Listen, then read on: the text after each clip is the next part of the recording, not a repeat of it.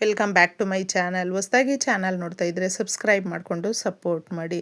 ವಾರಾಹಿ ದೇವಿಯ ಆಶೀರ್ವಾದ ಎಲ್ಲರ ಮೇಲೂ ಇರಲಿ ಅಂತ ವಿಡಿಯೋ ಪ್ರಾರಂಭ ಮಾಡ್ತಾ ಇದ್ದೀನಿ. ಇದೇ ಶನಿವಾರ, ಶನಿ ತ್ರಯೋದಶಿ ಇದೆ. ಈ ದಿನ ನೀವು ಸ್ನಾನದ ನೀರಿಗೆ ಈ ವಸ್ತುಗಳನ್ನು ಬೆರೆಸ್ಕೊಂಡು ಸ್ನಾನ ಮಾಡೋದ್ರಿಂದ ಮುಖ್ಯವಾಗಿ ನಿಮ್ಮ ಮನೆಯ ಬಾಗಿಲತ್ರ ಈ ಶಕ್ತಿದಾಯಕವಾದ ಈ ಎಲೆಯನ್ನು ಇಟ್ಟಾಗ ಏನೇ ದೋಷಗಳಿದ್ರೂ, ಮುಖ್ಯವಾಗಿ ಶನಿವಾರ ಶನಿ ತ್ರಯೋದಶಿ ಅಂತ ಹೇಳಿದ್ರೆ ನಾವು ಎಲ್ಲ ಕೆಲಸಗಳನ್ನು ಕೂಡ ಪಕ್ಕಕ್ಕಿಟ್ಟು ಈ ಪರಿಹಾರಗಳನ್ನು ಮಾಡಿಕೊಂಡಿದ್ದೆ ಆದರೆ ಪ್ರತಿನಿತ್ಯ ಕೂಡ ನಾವು ತುಂಬ ಸಂತೋಷವಾಗಿ ಆನಂದವಾಗಿ ಇರುವಂತೆ ಪರಿಹಾರಗಳು ನಮ್ಮನ್ನು ಗಟ್ಟಿಗೊಳಿಸುತ್ತೆ ಅಂತ ಹೇಳಬಹುದು. ಶನಿ ತ್ರಯೋದಶಿ ಅಂತ ಹೇಳಿದ್ರೆ ತುಂಬ ಜನ ಶನಿದೇವರು ನಮ್ಮ ಜೀವನದಲ್ಲಿ ತುಂಬ ಕಷ್ಟ ಕೊಟ್ಟಿದ್ದಾನೆ, ಶನಿಯ ಪ್ರಭಾವದಿಂದ ನಮಗೆ ನಮ್ಮ ಕೆಲಸ ಪ್ರತಿಯೊಂದರಲ್ಲೂ ಕೂಡ ಕಷ್ಟನೇ ಇದೆ ಅಂತ ಹೇಳ್ತೀವಿ. ಆದರೆ ಶನಿದೇವರು ನಮ್ಮ ಜೀವನಕ್ಕೆ ಶಿಸ್ತನ್ನು ಕಲಿಸೋದಕ್ಕೆ ಬರುವಂಥದ್ದು, ನಮ್ಮ ಬಡತನವನ್ನು ಹೋಗಲಾಡಿಸೋದಕ್ಕೆ, ನಮ್ಮ ಸಮಸ್ಯೆಗಳನ್ನು ಹೋಗಲಾಡಿಸೋದಕ್ಕೆ, ನಮ್ಮನ್ನು ಇನ್ನಷ್ಟು ಗಟ್ಟಿ ಮಾಡೋದಕ್ಕೆ ಬರುವಂಥದ್ದು. ಅದಕ್ಕೆ ಈ ದಿನ ನೀವು ಮುಖ್ಯವಾಗಿ ನಿಮಗೆ ಅನುಕೂಲ ಇದೆ ಅನ್ನೋದಾದರೆ ಯಾವುದಾದ್ರೂ ಶನಿ ಮಹಾತ್ಮರ ದೇವಸ್ಥಾನಕ್ಕೆ ತಗೊಂಡೋಗಿದ್ದೆ ಎಳ್ಳೆಣ್ಣೆಯನ್ನು ನೀವು ಅಭಿಷೇಕಕ್ಕೆ ಕೊಟ್ಟು ಬನ್ನಿ. ಅಭಿಷೇಕ ಮಾಡಿಸೋದ್ರಿಂದ ಎಷ್ಟೋ ಜನಕ್ಕೆ ಭಯ ಇರುತ್ತೆ, ಅಂದರೆ ಏನಾದರೂ ಸಮಸ್ಯೆಗಳಾಗ್ಬಿಡುತ್ತೆ ನಮಗೆ, ನಮ್ಮ ಮನೆಯಲ್ಲಿ ಮಕ್ಕಳಿಗೆ, ನಮ್ಮ ಸಂಸಾರದಲ್ಲಿ ಈ ಥರ ಭಯ ಪಡ್ತಾ ಇರ್ತಾರೆ. ದೋಷಗಳು ಹೋಗುತ್ತೆ ಮುಖ್ಯವಾಗಿ. ಇನ್ನು ಸ್ನಾನದ ನೀರಿಗೆ ನೀವು ಶಂಕು ಪುಷ್ಪ ಇದ್ದರೆ ಅದನ್ನು ತಗೊಳ್ಳಿ. ಯಾವುದೇ ರೀತಿಯಲ್ಲಿ ನಮಗೆ ಬ್ಲೂ ಕಲ್ಲರಲ್ಲಿ, ನೀಲಿ ಕಲ್ಲರ್ ಅಂತ ಹೇಳ್ತೀವಿ ನೋಡಿ, ಆ ಹೂವುಗಳು ಅಂದರೆ ಶನಿ ಮಹಾತ್ಮರಿಗೆ ತುಂಬ ಪ್ರಿಯವಾಗಿರುವಂಥದ್ದು. ಎಳ್ಳನ್ನು ಹಾಕ್ಕೊಳ್ಳಿ ಸ್ವಲ್ಪ.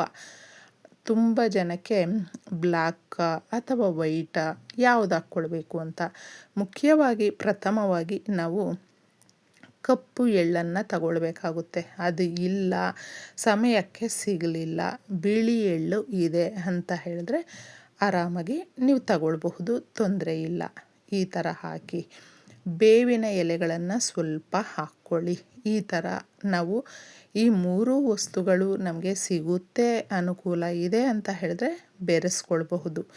ಇಲ್ವಾ ಇದರಲ್ಲಿ ಯಾವುದಾದ್ರೂ ಒಂದನ್ನಾದರೂ ನೀವು ಸೇರಿಸ್ಕೊಂಡು ಸ್ನಾನ ಮಾಡೋದ್ರಿಂದ ಈ ದಿನ ಶನಿ ತ್ರಯೋದಶಿಯ ದಿನ ಎಳ್ಳೆಣ್ಣೆಯನ್ನು ನಿಮ್ಮ ದೇಹಕ್ಕೆ ಹಚ್ಕೊಂಡು ಸ್ನಾನ ಮಾಡಿಕೊಳ್ಳೋದ್ರಿಂದ ಕೂಡ ತುಂಬ ಜನಕ್ಕೆ ಮೂಳೆ ಸಮಸ್ಯೆಗಳಿರುತ್ತೆ, ಚರ್ಮದ ಸಮಸ್ಯೆಗಳಿರುತ್ತೆ, ಕಾಯಿಲೆ ಕಸಾಲೆಗಳಿರುತ್ತೆ, ಅಂತಹವರಿಗೆ ಗುಣಮುಖರಾಗ್ತಾರೆ, ಆರೋಗ್ಯವಂತರಾಗ್ತಾರೆ. ತುಂಬ ಚೆನ್ನಾಗಿರುತ್ತೆ, ನೀವು ಮಾಡಿಕೊಳ್ಬಹುದು. ಇನ್ನು ಈ ಸ್ನಾನವನ್ನು ನಾವು ಮುಗಿಸ್ಕೊಂಡಾದಮೇಲೆ ದೇವಸ್ಥಾನಕ್ಕೆ ನೀವು ನಿಮ್ಮ ಶಕ್ತಿಯ ಅನುಸಾರ ಈ ರೀತಿ ಕೊಟ್ಟು ಬರಬಹುದು. ಯಾರಿಗಾದರೂ ಬಡವರಿಗೆ ಎಳ್ಳೆಣ್ಣೆ ಹಾಗೂ ಬ್ಲ್ಯಾಕ್ ಪೆಪ್ಪರ್ ಬರುತ್ತಲ್ವ, ಅದನ್ನು ಸಾಸುವೆ ದಾನವಾಗಿ ಕೊಟ್ಟಾಗ ಯಾರಿಗೆ ಶನಿ ದೋಷಗಳಿಂದ ಮುಕ್ತಿ ಬೇಕು, ದೋಷಗಳು ಹೋಗಬೇಕು ಅನ್ನುವಂಥವರು ಈ ರೀತಿ ದಾನವನ್ನು ಮಾಡಬಹುದು. ಅಥವಾ ಛತ್ರಿ, ಚಪ್ಪಲಿ, ಈ ಬಟ್ಟೆಗಳು, ಇದನ್ನು ಶನಿವಾರದ ದಿನ ನೀವು ದಾನವಾಗಿ ಕೊಟ್ಟಾಗ ಆ ದಾನವನ್ನು ಪಡೆದುಕೊಳ್ಳುವಂಥವರಿಗೆ ಅದು ಕ್ಲೀನಾಗಿ ಅವರ ಜೀವನಕ್ಕೆ ಅನುಕೂಲ ಆಗಬೇಕು ಅಂತಹವರಿಗೆ ಮಾತ್ರ ನೀವು ಸೇರಿಸಿದಾಗ ಆ ಒಂದು ನಿಮ್ಮ ಮನೆಯಲ್ಲಿ ಇರುವಂಥ ಸಮಸ್ಯೆಗಳು ಬಗೆಹರಿಯುತ್ತೆ ಸ್ನೇಹಿತರೆ. ಇನ್ನು ಮುಖ್ಯವಾಗಿ ನೀವು ಈ ಪರಿಹಾರವನ್ನು ಮನೆಯ ಬಾಗಿಲ ಹತ್ತಿರ ಈ ಎಲೆಯನ್ನು ಇಟ್ಟು ಅದರಲ್ಲಿ ಈ ವಸ್ತುಗಳನ್ನು ಹಾಕಿಡಿ. ಶನಿ ತ್ರಯೋದಶಿಯ ದಿನ ಆಲದ ಮರದ ಎಲೆಯನ್ನು ತಗೊಂಡು ಬನ್ನಿ. ಆಲದ ಮರ ಅಂದರೆ ಅದರಲ್ಲಿ ಶಿವನು ನೆಲೆಸಿರುವಂಥದ್ದು ಸ್ನೇಹಿತರೆ. ಶಿವನು ಯಾವಾಗಲೂ ಅಷ್ಟೇ, ನಾವು ಏನೇ ಕೇಳಿಕೊಂಡ್ರು, ಭಕ್ತಾದಿಗಳು ಏನೇ ಒಂದು ಭಕ್ತಿಯಿಂದ ಕೇಳಿಕೊಂಡಾಗ ಆ ಸಮಸ್ಯೆಗಳನ್ನು ಬಗೆಹರಿಸ್ತಾನೆ. ಅದಕ್ಕೆ ಸಿಕ್ಕಿದ್ರೆ ಆಲದ ಎಲೆಯನ್ನು ತಗೊಂಡು ಬನ್ನಿ. ಅಕಸ್ಮಾತ್ ಪ್ರಯತ್ನ ಪಟ್ವಿ ಸಿಗಲಿಲ್ಲ ಅಂತ ಹೇಳಿದ್ರೆ ನಿಮಗೆ ವೀಳ್ಯದೆಲೆ ಸಿಗುತ್ತಲ್ವ, ಆ ವೀಳ್ಯದೆಲೆಯನ್ನು ತಗೊಳ್ಳಿ, ತೊಂದರೆ ಇಲ್ಲ. ಈ ಥರ ತಗೊಂಡು ಅದಕ್ಕೆ ಎಷ್ಟು ಹಿಡಿಸುತ್ತೋ ಅಷ್ಟು ಕಲ್ಲುಪ್ಪನ್ನು ಹಾಕಬೇಕು. ಅದರ ಮೇಲೆ ಸಾಸಿವೆಯನ್ನು ಹಾಗೂ ಅರಿಶಿಣ ಕುಂಕುಮವನ್ನು ಹಾಕಬೇಕು. ಯಾವುದೇ ದೋಷಗಳಿದ್ದರೂ ಅಥವಾ ನಮ್ಮ ಮನೆ ಒಳಗಡೆ ಹೊಸ್ತಿಲು ದಾಟ್ಕೊಂಡೇ ಏನೇ ಒಂದು ಬರಬೇಕಾದ್ರೂ ಕೂಡ ಅದೇ ಒಂದೇ ಪ್ರವೇಶ ಇರುತ್ತೆ. ಅದಕ್ಕೆ ಈ ಅಲಕ್ಷ್ಮಿ ಅನ್ನುವಂಥದ್ದು ಹೋಗೋದಕ್ಕೂ ಕೂಡ ದಾರಿ ಅದೇ ಆಗಿರುತ್ತೆ. ಇದನ್ನು ನಾವು ಮಾಡಿಕೊಂಡಾಗ ಶನಿ ದೋಷಗಳು ಸಾಕಷ್ಟು ಒಂದು ಆ ಕಾಟವನ್ನು ನಮಗೆ ತಾಳ್ಕೊಳ್ಳೋದಕ್ಕಾಗ್ತಾ ಇಲ್ಲ ಅನ್ನುವಂಥವರು ಈ ಸುಲಭ ವಿಧಾನವನ್ನು ಮೊದಲು ಫಾಲೋ ಮಾಡಬೇಡಿ. ತುಂಬಾ ನೀವು ನೆಮ್ಮದಿಯಾಗಿ ಇರಬಹುದು ಸ್ನೇಹಿತರೆ. ಈ ರೀತಿ ಈ ವಸ್ತುಗಳನ್ನು ಎಲ್ಲವೂ ಹಾಕಿಬಿಟ್ಟಿದ್ದೆ ನಿಮ್ಮ ಮನೆಯ ಬಾಗಿಲತ್ರ ಸಂಧ್ಯಾ ಸಮಯದಲ್ಲಿ ಮಾಡುವಂಥ ಪರಿಹಾರ. ಮನೆಯ ಹೊರಗಡೆ ನೀವು ಬಲಗಡೆ ಎಡಗಡೆ ಯಾವ ಜಾಗದಲ್ಲಿ ಇರುತ್ತೋ ಆ ಜಾಗಕ್ಕೇ ನೀವು ಇದನ್ನು ಇಟ್ಕೊಳ್ಳಿ. ಈ ಥರ ಇಟ್ಟಾದಮೇಲೆ ಕೇಳ್ಕೊಳ್ಬೇಕು, ನಾವು ನಮ್ಮ ಮನೆಯಲ್ಲಿ ಇರುವಂಥ ದರಿದ್ರವನ್ನು, ಕಷ್ಟ, ಕಣ್ಣೀರು, ಬಾಧೆ. ಕಣ್ಣೀರು ಯಾವ ರೀತಿ ಬಾಧೆ ಪಡೋದ್ರಿಂದ, ಕಷ್ಟಪಡೋದ್ರಿಂದ ಬರುತ್ತೆ.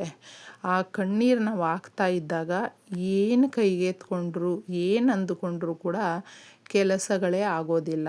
ಅದಕ್ಕೆ ಅದು ಎಲ್ಲವೂ ಫಸ್ಟು ನಾವು ಹೋಗಲಾಡಿಸ್ಬಿಡ್ಬೇಕು. ಆಗ ಮಾತ್ರ ನಮ್ಮ ಮನೆಗೆ ಶ್ರೀ ಮಹಾಲಕ್ಷ್ಮಿ ಬರ್ತಾಳೆ. ಹೊಸ್ತಿಲನ್ನು ದಾಟ್ಕೊಂಡು ನಮ್ಮ ಮನೆ ಒಳಗಡೆ ಪ್ರವೇಶ ಮಾಡ್ತಾಳೆ. ಅದಕ್ಕೆ ನಾವು ಜಾಗ ಮಾಡಿಕೊಡ್ಬೇಕು. ಮನೆಯಲ್ಲಿ ಇರುವಂಥ ನೆಗೆಟಿವ್ ಎನರ್ಜಿಯನ್ನು ತೊಲಗಿಸ್ಬೇಕು, ಅಲಕ್ಷ್ಮಿಯನ್ನು ಹೋಗಲಾಡಿಸ್ಬೇಕು. ಈ ವಸ್ತುಗಳನ್ನು ನಾವು ಇಡ್ತೀವಲ್ವ, ಆ ಕ್ಷಣಕ್ಕೇ ಅಲಕ್ಷ್ಮಿಗೆ ಆ ಜಾಗದಲ್ಲಿ ಜಾಗನೇ ಇರೋದಿಲ್ಲ, ಹೋಗ್ಬಿಡ್ತಾಳೆ. ಇಷ್ಟನ್ನು ನೀವು ಮಾಡಿಕೊಂಡು ಮಾರನೆಯ ದಿನ ಈ ವಸ್ತುಗಳನ್ನು ತಗೊಂಡೋಗಿ ನಾವು ಯಾರು ತುಳಿದೇ ಇರುವ ಕಡೆ ಹಾಕಬೇಕು ಸ್ನೇಹಿತರೆ. ಕೆಲವೊಬ್ಬರು ಎಷ್ಟೊಂದು ಪರಿಹಾರಗಳನ್ನು ಮಾಡ್ಕೊಂಡಿದ್ದೀವಿ, ನಮಗೆ ವರ್ಕೌಟ್ ಆಗ್ತಾಯಿಲ್ಲ ಅಂತ ಹೇಳಿದ್ರೆ ಅದನ್ನು ಮಾಡಿದ್ಮೇಲೆ ತಗೊಂಡೋಗಿ ಏನೇನೋ ಒಂದು ತಪ್ಪು ಮಾಡಿರ್ತಾರೆ. ಅಂದರೆ ಯಾರಾದರೂ ತುಳಿಯುವ ಜಾಗದಲ್ಲಿ ಹತ್ತಿರದಲ್ಲೇ ಡಸ್ಟ್ಬಿನ್ನಲ್ಲೇ ಎಸೆದು ಬಿಟ್ಟಿರ್ತಾರೆ. ಈ ತಪ್ಪನ್ನು ನೀವು ಮಾಡೋದಕ್ಕೆ ಹೋಗಬೇಡಿ. ಇಷ್ಟನ್ನು ಮಾಡ್ಕೊಳ್ಳಿ, ಬದಲಾವಣೆ ಕಣ್ಣಾರ ನೀವೇ ನೋಡಬಹುದು.